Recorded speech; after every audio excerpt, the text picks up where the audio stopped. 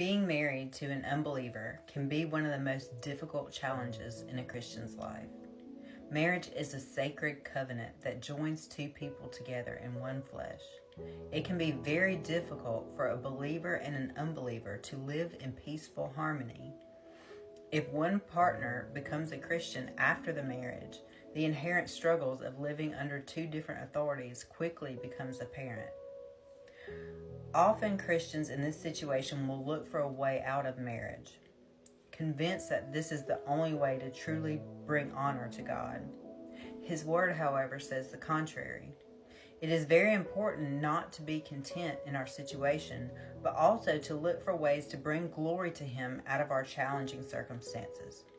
The Bible specifically addresses those who are married to unbelievers in 1 Corinthians 7:12-14. If any brother has a wife who is not a believer and she is willing to live with him, he must not divorce her. And if a woman has a husband who is not a believer and he is willing to live with her, she must not divorce him.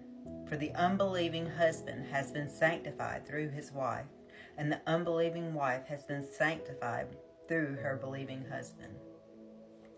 Christians married to unbelievers will need to pray for the power of the Holy Spirit to enable them to profess Christ and live in the light of God's presence. They should seek God's transforming power to change their hearts and produce the fruit of the Holy Spirit. A Christian wife is obligated to have a submissive heart, even toward her unbelieving husband, 1 Peter 3:1.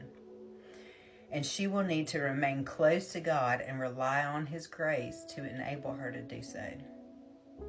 Christians are not meant to live solitary lives.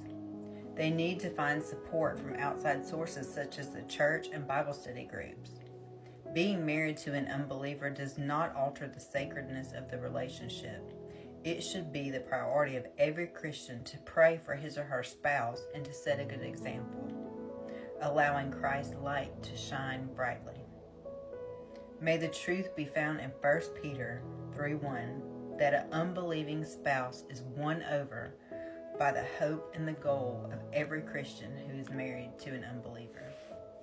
Hey, if you're dealing with this, I know that is a struggle, and if I can pray for you, I'd be glad to. Or if about something else, if this is not what you're going through today, if you will just leave a comment or send me a message, I will pray for you any way I can. All right, love y'all.